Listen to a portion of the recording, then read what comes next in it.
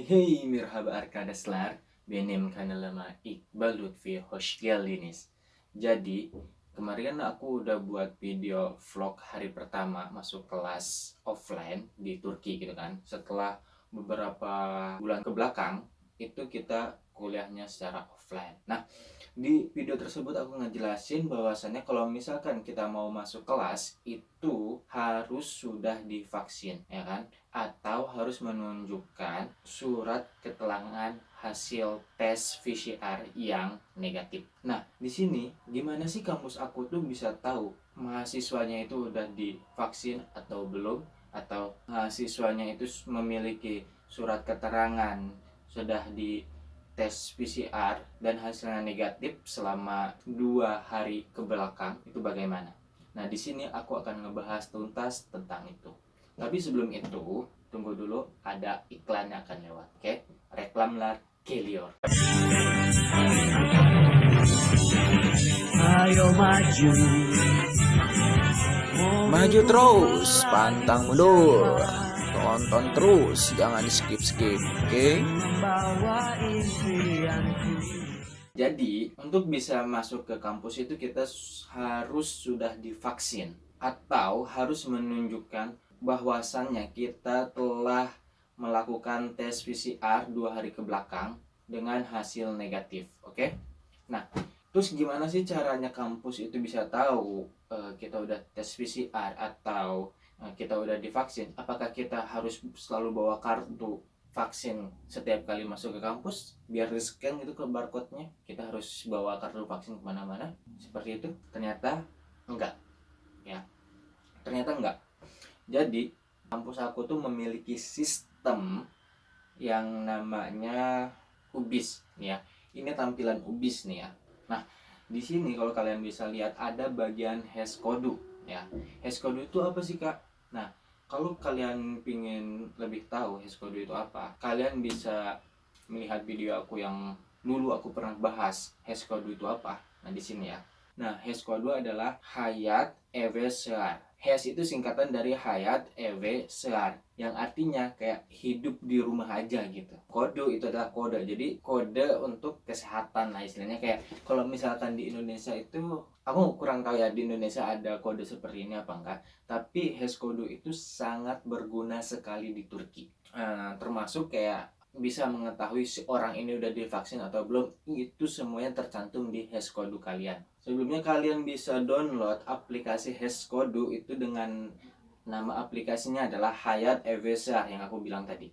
Nah, inilah tampilan utama di aplikasi HashCode. Apabila pertama kali kalian ingin mendaftarkan HashCode, bisa menggunakan paspor yang kalian kalau belum memiliki Kimlik. Tapi kalau misalkan punya Kimlik, silahkan menggunakan Kimlik ya, atau Ikamet. Di sini aku sudah memiliki HashCode. HashCode aku itu terdaftar dengan Kimlik aku. Jadi setiap kalau misalkan aku tes PCR atau terkena COVID, itu terus dicek oleh pemerintah gitu kan, di data. Nah, datanya itu masuk menggunakan nomor Kimlik aku. Nah, di sini nanti dimasukin ke HashCode itu. Sampai kalau misalkan kalian udah vaksin, itu kartu vaksin kalian itu dimasukkan ke kode ini. Jadi apapun yang berkaitan dengan kesehatan, khususnya mengenai COVID ini, itu bakal ada di HashCode ini. Kita lihat di sini ada My COVID-19 Vaccination Information yang kita buka. Nah, di sini karena aku udah vaksin ya 2 kali ya, dengan dosis pertama itu pada tanggal 22 bulan April kemarin, dan dosis kedua itu tanggal 20 bulan 5 kemarin ya. Dan dua-duanya adalah Sinovac. Kita juga bisa men-scan hash kode orang dengan aplikasi ini. Tapi karena ini nggak ada kodenya, kita masukin aja hash kode aku ya. Ini aku bakal ketik manual R8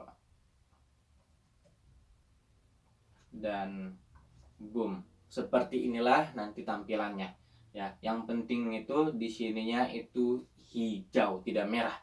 Kalau misalkan hijau dan tulisannya riskless, yang artinya tidak berbahaya gitu kan, nah ini berarti boleh masuk ke mall dan yang sebagainya gitu kan, tempat hiburan yang memerlukan HashCode biasanya. Dan di sini ketahuan aku sudah divaksin ya, kita lihat vaccinated, yes. HashCode juga kalau kita scan itu ada yang namanya negative test the last 48 hours. No, karena aku emang nggak ada tes PCR selama 48 jam ke belakang. Tidak ada. Nah, jadi kalau kalian tes PCR, biasanya kalau di Turki itu kalau tes PCR-nya dengan yang benar gitu, itu bakal langsung didaftarin ke HESCODU kalian oleh si dokter tersebut ya, atau si lembaga yang mengeluarkan tes PCR. Jadi tetap aja kalau misalnya kita tes PCR, kita tetap hanya menggunakan HESCODU, tidak perlu lagi membawa kertas-kertas gitu. Nah, tapi tetap kalau misalkan ada kertasnya itu untuk cadangan. Dengan begitu kalian udah memahami ya konsep dari HESCODU ini. Oke, jadi HESCODU adalah kode kesehatan dari pemerintahan Turki. Nah, terus permasalahannya, Kak, apakah setiap kita ke sekolah, apakah kita setiap ke kampus harus nunjukin barcode HESCODU ini atau barcode kartu vaksin? Apakah seperti itu? Tidak.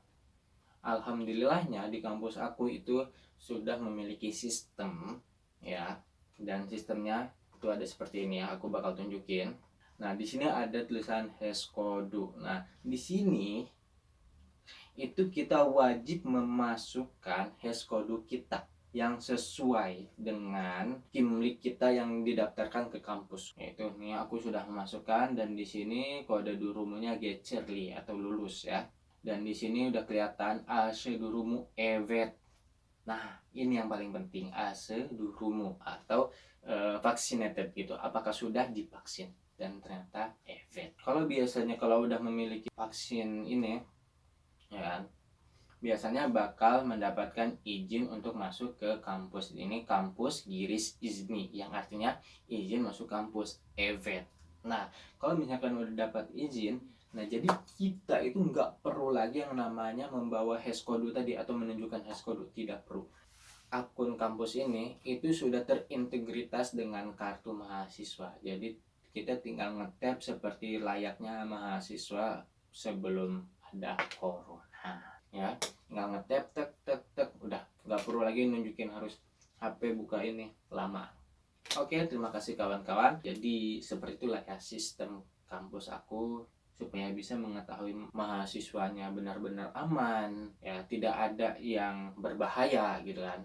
Aku juga dengan mengetahui ini aku sedikit lega, karena siapapun yang masuk kampus itu dipastikan tidak berbahaya ya, atau riskless tadi. Oh ya Kak, terus gimana sih kalau misalkan kita mau vaksin di Turki?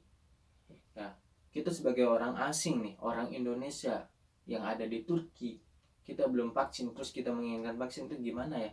Masalahnya kalau misalkan aku tes PCR setiap 2 hari sekali, kan aku nanti bisa bangkrut gitu. Dan jangan kan, oke lah kalau misalkan aku punya uang banyak, aku juga ini gatel gitu, setiap 2 hari harus dicolok-colok gitu. Aku kan harus vaksin juga gitu kan. Gimana caranya? Nah, itu tungguin ya. Besok videonya akan muncul di sini. Makanya subscribe. Jangan lupa di like, komen juga. Oke, terakhir gua Iqbal Lutfi, gurus surus.